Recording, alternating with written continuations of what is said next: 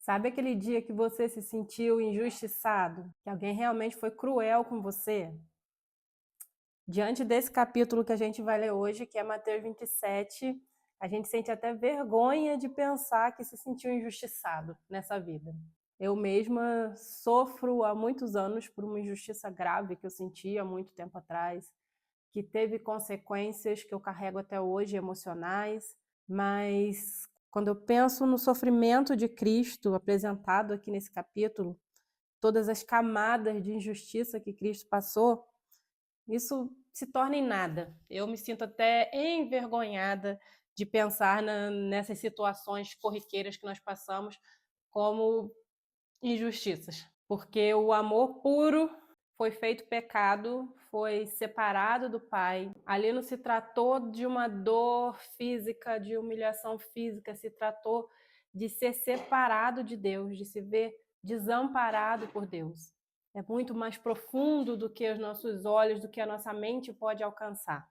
Nós vamos fazer essa leitura hoje, esse estudo, que é o momento em que Jesus foi entregue a Pilatos e todo o momento até a crucificação.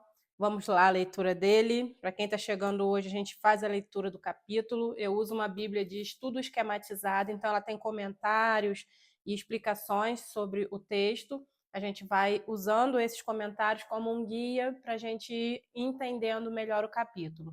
Por isso, a gente lê apenas um capítulo por dia nesse devocional que eu tenho feito. A obra aqui do lado está a todo vapor, portanto, vai ter barulho de batida aí, gente, não vou ter como evitar. Por mais cedo que eu tente pegar aqui, tentei gravar bem cedo hoje para ver se evitava, não adianta. Começaram juntinho comigo a batucar ali. Então, ignorem as batidas e vamos à leitura. Ao romper do dia, todos os principais sacerdotes e anciãos do povo entraram em conselho contra Jesus para o matarem. E, amarrando-o, levaram-no e o entregaram ao governador Pilatos. A Bíblia já tem uma anotação sobre esse primeiro versículo. O Conselho Superior possuía autoridade governamental limitada quando se tratava de questões judaicas. A história mostra que os romanos retinham o poder de tirar a vida de alguém em algumas ocasiões, mas não em outras. Assim, os líderes religiosos precisavam de uma forma delicada para ter certeza de que poderiam realizar o desejo de condenar Jesus à morte. Essa foi uma das razões para o julgamento civil de Jesus. A gente viu que as autoridades religiosas tinham algum poder de juízo quando eram questões religiosas, mas para chegar a matar, tirar a vida de alguém, era muito limitado esse poder deles, principalmente uma morte de cruz.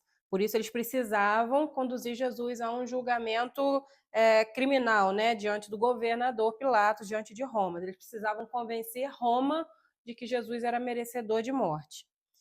E aí vamos continuar. O suicídio de Judas.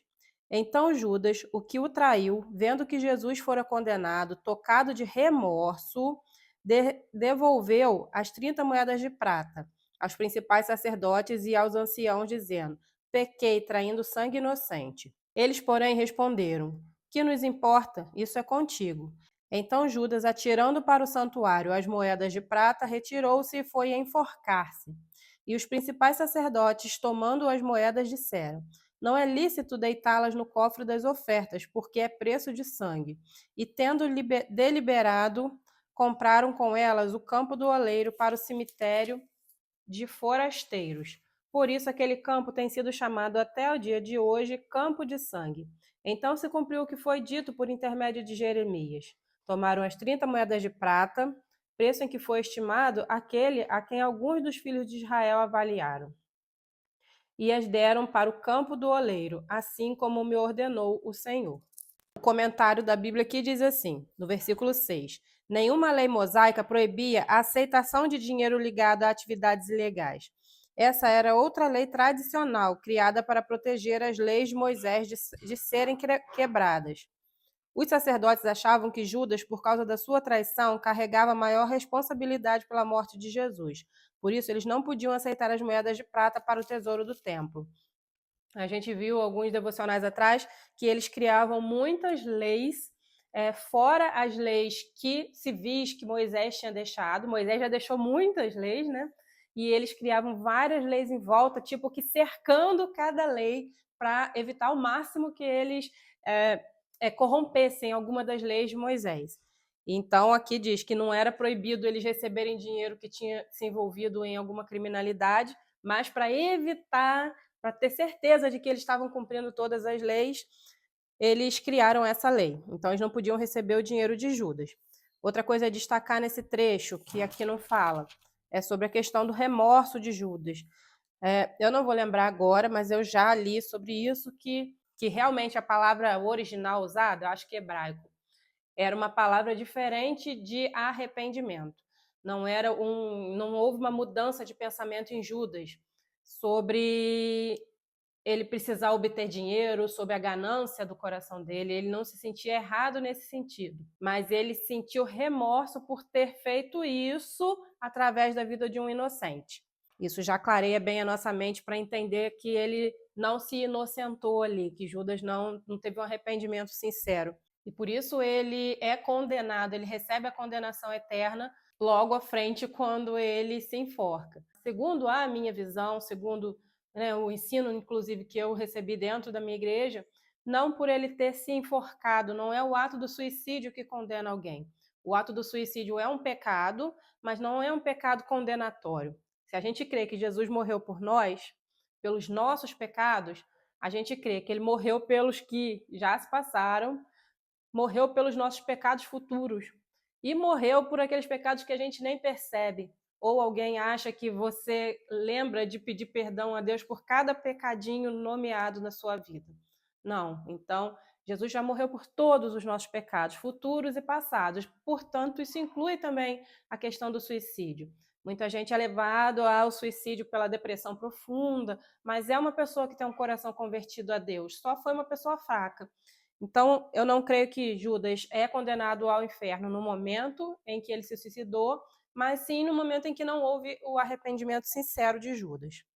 E quando ele fala aqui no versículo 10 que ele está cumprindo, né, a profecia de Jeremias, é Jeremias, né, gente, isso?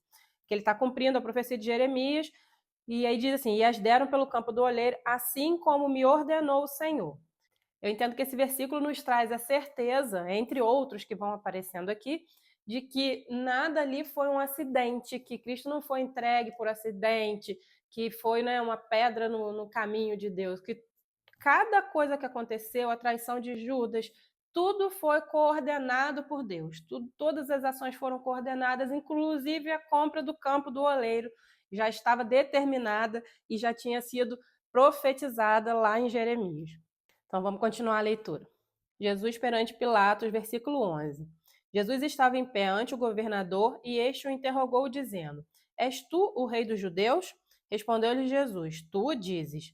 E sendo acusado pelos principais sacerdotes e pelos anciãos, nada respondeu. Então lhe perguntou Pilatos: Não ouves quantas acusações te fazem? Jesus não respondeu nenhuma palavra, vindo com isto a admirar-se grandemente o governador. Ora, por ocasião da festa, costumava o governador soltar ao povo um dos presos conforme ele quisesse.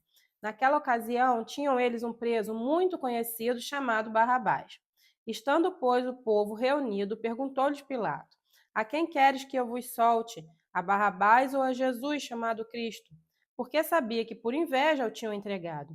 E estando ele no tribunal, sua mulher mandou dizer-lhe: Não te envolvas com esse justo, porque hoje, em sonho, muito sofri por seu respeito. Mas os principais sacerdotes e os anciãos persuadiram o povo a que pedisse Barrabás e fizesse morrer Jesus. De novo perguntou-lhes o governador: Qual dos dois queres que eu vos solte? Responderam eles: Barrabás. Replicou-lhes Pilatos: Que farei então de Jesus, chamado Cristo? Seja crucificado, responderam todos. Que mal fez ele? Perguntou Pilatos. Porém, cada vez clamavam mais: Seja crucificado. Vendo Pilatos que nada conseguia, antes, pelo contrário, aumentava o tumulto, mandando vir água, lavou as mãos perante o povo, dizendo: Estou inocente do sangue deste justo. Fique o caso convosco. E o povo todo respondeu: Caia sobre nós o seu sangue e sobre nossos filhos. Então Pilatos lhe soltou Barrabás e, após haver açoitado a Jesus, entregou-o para ser crucificado. Vamos ver o que a Bíblia fala desse trecho? Ela explica aqui do versículo 19. Mateus registrou que a esposa de Pilatos, conhecida na história como Cláudia Prócula, foi avisada em sonho para não ferir Jesus. Esse detalhe irônico foi incluído por Mateus para mais adiante ilustrar que, se uma mulher romana não cristã podia ter misericórdia de Jesus, quanto mais o seu próprio povo deveria tê-lo tratado com respeito. Esse trechinho tem muita informação, então vou dar mais uma tratada nele antes da gente continuar. A gente vê Jesus perante Pilatos, logo no começo aqui desse trecho, versículo 11 até o 14. Pilatos interrogando a Jesus o que os líderes religiosos fizeram. Quando eles prenderam Jesus e fizeram o julgamento lá dentro do templo, no Sinédrio, né? A acusação deles era blasfêmia. Então, era uma acusação religiosa, eles convenceram o povo de que Jesus era blasfemo. Mas, para que Roma o condenasse, o levasse à morte, isso não era suficiente. Eles precisavam de uma acusação que ferisse os estatutos de Roma. Por isso, eles mudam a acusação para rei dos judeus. Eles fazem parecer para Roma que Jesus era uma ameaça ao reinado de Roma, que Jesus queria tomar o reino, literalmente. E aí sim eles conseguem uma acusação civil contra Jesus. E quando ele está sendo interrogado, Pilatos se admira de que Jesus não fica se defendendo. Ele se poupa nesse momento e o governador fica admirado. Jesus ali, ele mostra muita saúde mental. É um tema que eu amo, que vocês vão ver bastante aqui no canal.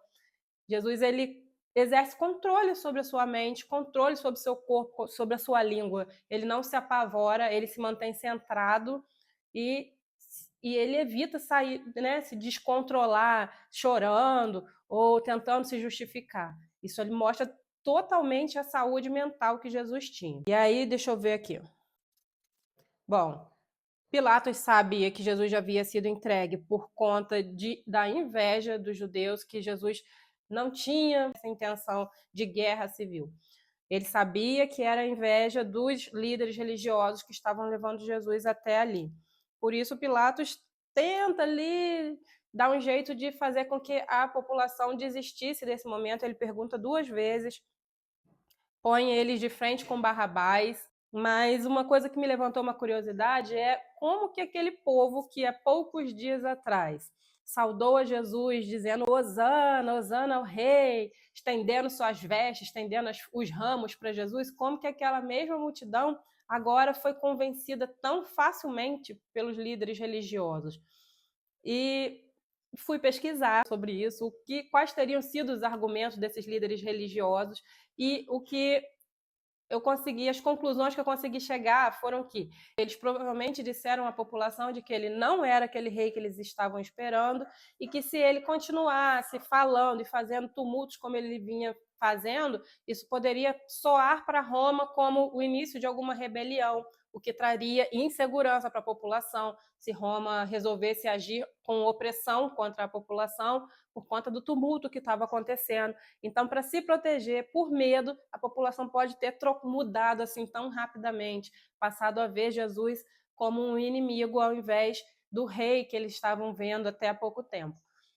E aí, ali no calor da emoção, todo mundo exaltado, se deixando levar, basta uma pessoa, né, um dos líderes ali comprados, começar a gritar lá, só crucifica, crucifica, solta Barrabás, e todo mundo sai repetindo. Isso a gente vê até os dias de hoje aí, a gente está num cenário muito claro de como isso acontece com a política dentro do Brasil. A gente viu a política se dividindo e as pessoas seguindo cegamente os dois lados, as pessoas não se questionam, as pessoas só vão seguindo a maioria. Aquele que amaciou o seu ego, que chegou um pouco mais perto das suas ideias, esse ela segue e segue cegamente.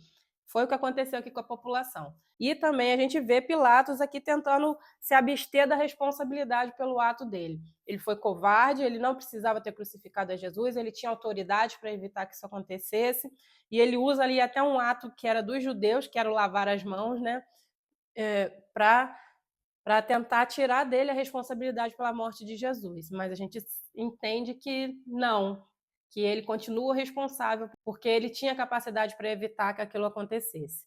Vamos então seguindo a leitura? Jesus entregue aos soldados, versículo 27.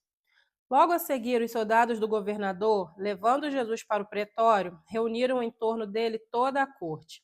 Despojando-o das vestes, cobriram-no com um manto escarlate. Tecendo uma coroa de espinho, puseram-lhe na cabeça e na mão direita um caniço. E, ajoelhando-se diante dele, o escarneciam, dizendo: Salve, rei dos judeus! E, cuspindo nele, tomaram o caniço e davam com ele na cabeça. Depois de o terem escarnecido, despiram-lhe o manto e o vestiram com as suas próprias vestes. Em seguida o levaram para ser crucificado. Ao saírem, encontraram um sirineu chamado Simão, a quem obrigaram a carregar-lhe a cruz, a crucificação. E chegando a um lugar chamado Gólgota, que significa lugar da caveira, deram-lhe a beber vinho com fel, mas ele, provando-o, não o quis beber. Depois de o crucificarem, repartiram entre si as suas vestes, tirando a sorte, e, assentados ali, o guardavam. Por cima da sua cabeça puseram escrita a sua acusação: Este é Jesus, o Rei dos Judeus. E foram crucificados com ele 2 ladrões, um à sua direita e outro à sua esquerda. Os que iam passando blasfemavam dele: Ó, tu que destróis o templo e em 3 dias o reedificas, salva-te a ti mesmo, se és filho de Deus, e desce da cruz. De igual modo, os principais sacerdotes com os escribas e anciãos, escarnecendo, diziam: Salvou os outros, a si mesmo pode salvar-se. É rei de Israel, desça da cruz e cremos em você. Confiou em Deus, pois venha livrá-lo agora, se de fato ele quer bem. Porque disse: Sou filho de Deus. E os mesmos impropérios lhe diziam também os ladrões que haviam sido crucificados com ele. Vamos ver o que essa Bíblia aqui traz para a gente sobre esse trecho. Do versículo 32 e 33, ela diz o seguinte: a crucificação era uma punição pública. Tipicamente, o governo romano executava aqueles que eram acusados de crimes capitais diante da população, para deter outros de cometer os mesmos crimes. Então, ela era uma morte muito visível, muito cruel, para servir de exemplo para a população não cometer os mesmos crimes. Deus não escolhe a crucificação de forma aleatória. Jesus ali ele não era só um exemplo para nós, ele estava tomando o nosso lugar. Barrabás simboliza a nós, né? Aqueles que eram culpados estão sendo soltos e aquele que era inocente foi morto, crucificado no lugar do culpado. A morte do inocente estava tornando efetiva a salvação dos culpados. Barrabás não seria morto, ele que não tinha possibilidades de Barrabás ser solto, foi solto ali porque Jesus tomou o lugar dele. Barrabás somos nós. E aquela morte pública cruel é para que nós entendêssemos o peso do que Jesus estava carregando sobre ele, o peso dos nossos pecados. Todas aquelas dores eram para ter sido sentidas por nós. Aquele abandono era para ter sido o nosso. Ele estava ali satisfazendo a justiça de Deus no nosso lugar. E essa Bíblia ainda fala do versículo 34. Encarando a morte. Os comentários de Mateus sobre a bebida oferecida a Jesus, pendurado na cruz, vinho com fel ou fel amargo, podem até passar despercebidos. O vinho com fel, dado aos que estavam sendo crucificados, tinha o objetivo de entorpecer os sentidos. Era uma droga que os fazia morrer mais rápido e silenciosamente. Jesus, porém, o recusou. Jesus ofereceu sua vida e ela não foi tirada dele. Ele encarou a morte, enfrentou-a e venceu. E ele fez isso por você. Ao enfrentar as dificuldades de viver uma vida cristã madura e encarar tentações, lembre-se disso. Jesus morreu por você. Isso é tudo o que importa. Vou continuar então a leitura. A morte de Jesus, versículo 45. E desde a hora sexta até a hora nona, houve trevas sobre a terra. Por volta da hora nona, clamou Jesus em alta voz, dizendo: Eli, Eli, lama sabactani, o que quer dizer: Deus meu, por que me desamparaste? E alguns dos que ali estavam ouvindo isto diziam: Ele chama por Elias. E logo um deles correu a buscar uma esponja, e tendo-a embebido de vinagre e colocando na ponta de um caniço, deu-lhe a beber. Os outros, porém, diziam: Deixa, vejamos se Elias vem salvá-lo. E Jesus, clamando outra vez com grande voz, entregou o Espírito. Eis que o véu do santuário se rasgou em duas partes, de alto a baixo. Tremeu a terra, fenderam-se as rochas, abriram-se os sepulcros, e muitos corpos dos santos que dormiam ressuscitaram. E saindo do sepulcro, depois da ressurreição de Jesus, entraram na cidade santa e apareceram a muitos. O centurião e os que com ele guardavam a Jesus, vendo o terremoto e tudo o que se passava, ficaram possuídos de grande temor e disseram: verdadeiramente, este era filho de Deus. Estavam ali duas mulheres observando de longe. Eram as que vinham seguindo a Jesus desde a Galiléia para o servirem. Entre elas estavam Maria Madalena, Maria, mãe de Tiago e José, e a mulher de Zebedeu.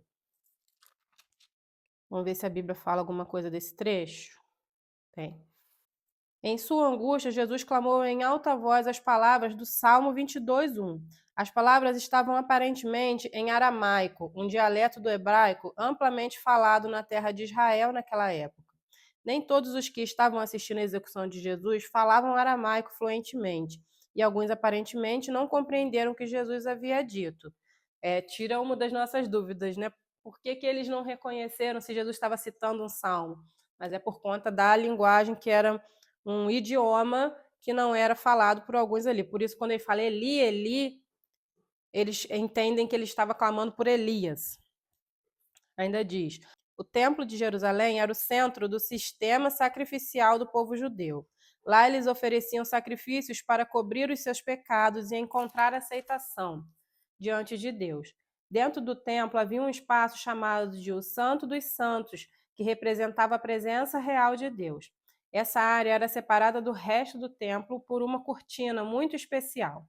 Somente o sumo sacerdote podia entrar no Santo dos Santos, seguindo uma forma prescrita e em tempos estabelecidos.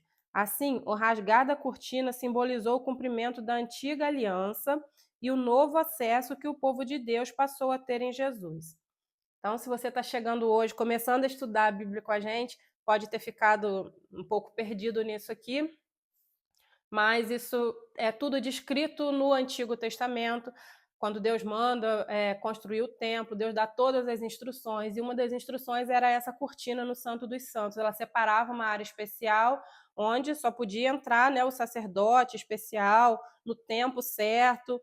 Não era qualquer um que podia entrar, e ele ali intercedia pelo povo. Ele fazia intermediário entre o povo e Deus. E quando Jesus morre, Deus rasga essa cortina do alto para baixo, que demonstra ali que não foi um homem que foi rasgar a cortina, foi um ato divino. Isso demonstra que acabou aquilo ali, não precisa mais daquela pessoa entre você e Deus, o que desmonta muito algumas questões de outras religiões, como a católica, que busca intercessores por elas, que tem um padre que faz uma intermediação, ou os santos que fariam alguma intermediação.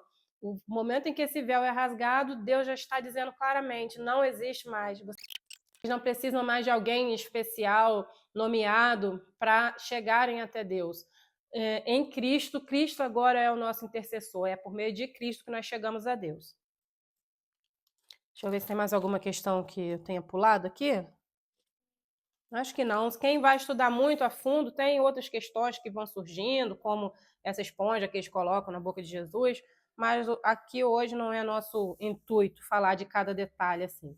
Tem também a parte em que os santos são ressuscitados. Isso mostra muito a vitória de Cristo sobre a morte. A morte estava naquele momento sendo vencida. Apesar de Cristo estar se colocando em posição de estar morto, com a morte dele, outras pessoas ressuscitaram, literalmente, pessoas ressuscitaram, entraram de volta ali na cidade santa, que é Jerusalém, e ali é o começo da derrota da morte. O sepultamento de Jesus, versículo 57. Caindo a tarde, veio um homem rico de Arimateia chamado José, que era também discípulo de Jesus. Este foi ter com Pilatos e lhe pediu o corpo de Jesus. Então Pilatos mandou que lhe fosse entregue.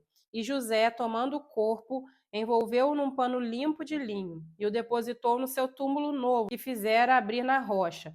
E rolando uma grande pedra para a entrada do sepulcro, se retirou, achando-se ali sentadas em frente da sepultura Maria Madalena e a outra Maria. Tem alguns comentários aqui, eu vou ler. Algumas pessoas que testemunharam a morte de Jesus e o seu sepultamento também testemunharam a sua ressurreição. Então, essas mulheres, né, elas estavam no momento da morte de Jesus, elas não são citadas ao acaso aqui, elas são citadas para que a gente tivesse certeza de que houve testemunhas em todo esse processo. Jesus morreu, elas estavam ali assistindo. Quando Jesus foi sepultado, elas estavam ali assistindo, e no momento da ressurreição, elas estavam ali assistindo, e quando Jesus volta e aparece aos outros discípulos, elas estavam ali assistindo, então elas participaram de todo esse processo. E é interessante dizer que foram mulheres, né, que eram pessoas desacreditadas para a época e que não tinham valor na época. José era um judeu devoto e um membro ancião do Sinédrio. Ao dar o seu túmulo caro e cavado à mão, ele cumpriu a profecia de Isaías 53:9, que eu vou ler. Designaram-lhe a sepultura com os perversos, mas com o rico esteve na sua morte, posto que nunca fez injustiça, nem dolo algum se achou em sua boca. Então, quando José de Arimateia dá o túmulo novo, um túmulo caro, ele era um membro do Sinédrio, o que mostra que nem todos ali concordaram com o que estava acontecendo, e ele cumpre essa profecia de que ele foi morto para estar com os maus, mas ele foi sepultado entre os ricos. É lindo como a Bíblia vai se confirmando, isso só traz certezas para nós de que é um livro verdadeiro, é um livro que foi inspirado. Ninguém conseguiria reunir tantas informações em um espaço tão grande de tempo, de forma tão lógica, se não fosse inspirado, se não fosse guiado por apenas um autor, que é Deus. Deus, em todos os momentos, fazendo com que toda a Bíblia tivesse essa união, fosse toda amarrada. Vamos continuar. A guarda do sepulcro.